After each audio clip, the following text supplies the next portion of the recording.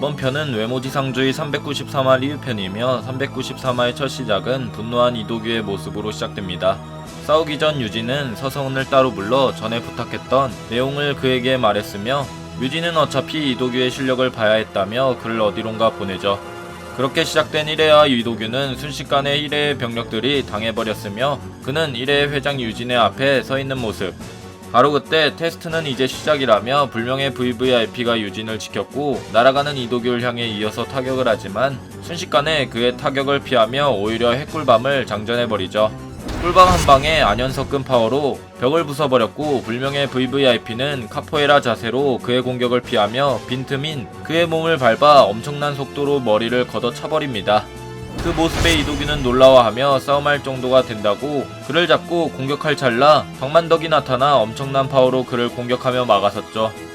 그러고 나선 이도규 앞에서 근접전을 하려고 정면에서 싸움을 시작했고 만덕은 한 대씩 맞으면서 이도규의 펀치를 버티는 모습. 하지만 이도규 역시 경지의 세대인지라 보이지 않는 공격으로 그를 타격합니다. 그렇게 서로 본격적인 싸움을 시작하려던 찰나 이도규는 머리를 풀어 풀파워 모드로 모습을 바꿨으며 만덕과 불명의 VVIP를 보고 마치 종건과 중구를 비교하면서 싸울 준비를 하게 됩니다. 바로 그때 갑자기 유진은 이도규에게 테스트 합격이라는 말을 전했고 그 말에 어이가 없다고 생각한 이도규는 그의 목을 잡았지만 유진은 자신은 이도규가 찾고 있는 인물인 행동대장 박진영의 위치를 알고 있다며 오히려 그에게 제안을 하는 모습입니다. 그 모습에 이도규는 순간 당황하며 그를 내려놓고 완전 갑과 을이 바뀐 연출이죠. 유진은 백호 인력을 1회 산하로 들어오라는 말을 했고 한신우라는 전력을 백호 인력으로 채운다면 오히려 엄청난 보강이 된다며 피하지 못할 제안을 하게 됩니다.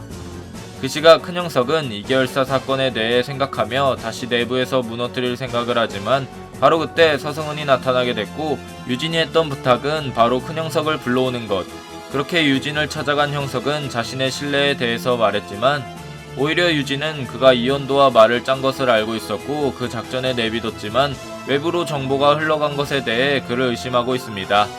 대체 당신의 정체가 뭐냐며 박만덕을 통해 그를 기절시켰으며 그렇게 깨어난 곳은 빅딜과 같이 있던 작은 형석의 몸이었죠.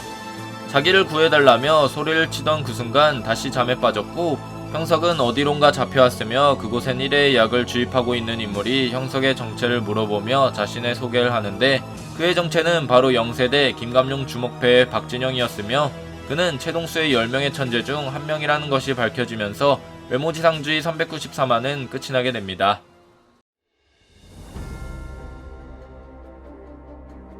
마침내 김감룡 주목패의 마지막 퍼즐로 예상하는 인물 박진영이 등장하게 됐습니다. 전에 제가 예상했던 1계열사 추측편에서 그동안 왕호춘이 먹었던 약과 한신우가 복용했던 약의 출처는 분명 제약의 천재가 있을 것이라고 했는데 그 천재가 바로 의학의 천재 박진영이었으며 저는 이 인물 또한 박형석의 아버지가 아니냐라고 추측을 했던 적이 있었죠. 먼저 그를 외형적으로 봤을 때 웃는 모습과 하는 말은 꺼림칙하지만 분명 박형석의 외형을 가지고 있으며 심지어 주름만 빼고 봤을 때 박형석과 완전 판박이가 아닐까 싶은데요. 성씨도 박씨를 사용하는 바람에 더 의심이 갈만하며 나이 또래도 영세대인 것이 밝혀져서 현재 김감룡 또한 김기명만한 아들이 있으니 박진영에게도 박형석 또래의 아들이 있어도 이상할 게 없는 상황. 거기에 359화 이지훈이 말한 언급에서 한 명은 이미 싸워본 인물은 이도규를 뜻하는 말이며 또 다른 한 명은 들으면 놀랄 정도의 인물이라고 나오는데 이게 최동수를 뜻하는 부두목을 말하는 것일 수도 있겠지만 박진영이 나온 이 시점에선 박형석의 아버지여서 형석이 듣고 놀란다는 말에 가능성이 어느 정도 있을 수도 있습니다. 아무래도 현재 큰형석이 잡혀있는 것을 봤을 때 전에 작가님이 말한 누군가의 죽음은 아무도 예상하지 못했던 인물인 박형석의 새로운 몸을 뜻하는 바로 추정하고 있으며 완전 죽는 것이 아닌 무의식 상태에 빠져 간접적인 죽음을 뜻하는 바가 아닐까 싶은데요.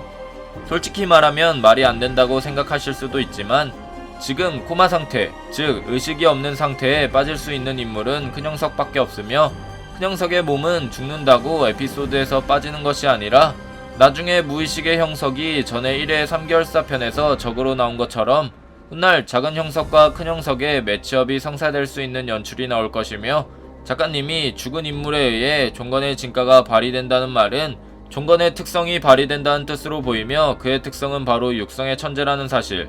작가님의 오피셜로 종건은 곧 누군가를 육성할 것이라는 말의 떡밥과 현재 상황에서의 작은 형석은 에피소드가 후반부에 넘어갈 때까지 큰 형석의 몸에 의지할 수 없는 노릇이라 큰 형석이 없어진 지금 시점에서 그 몸을 찾으려고 절대적인 파업을 해야 하는 상황에 처해 있는 것이죠. 이 상황에서 종건의 진가는 바로 누군가를 육성한다는 뜻이 되며 그 대상은 바로 작은 형석이 될 가능성이 매우 높습니다. 하지만 이 부분의 문제가 되는 부분은 만약 이렇게 에피소드가 흘러갔을 때 애초부터 종건에게 배우게 된다면 작은 형석이 소피아에게 배운 훈련의 성과는 겨우 1회 3개월 사이에서 샤오룽에게 놀랄만한 타격과 간부인 위태곤에게 하품을 선사한 시스테마 정도일 것이며 완벽하게 소피아류를 제대로 사용했던 시점은 박주호 편이 아닌가 싶은데요. 이 과정에서 죽을 각오와 죽일 각오의 시점에서의 떡밥으로 소피아에게 배운 훈련 과정을 소모한다는 것은 조금 아쉽다고 생각이 들며 이후 아키라에게 손도 못 쓸 정도로 털리며 이진성과 비슷한 상황에 놓여 있죠. 그저 소피아 가정은 죽을 각오의 각성에 대한 에피소드였던 것일까요? 영세대 박진영에 대한 떡밥 분석편은 다음 영상에서 자세하게 다뤄보도록 하겠습니다. 자, 오늘은 외모지상주의 393화에 대해 알아봤는데요. 여러분들의 생각은 어떠신가요? 여러분들의 생각을 댓글로 적어주시길 바랍니다. 이상 시청해주셔서 감사합니다.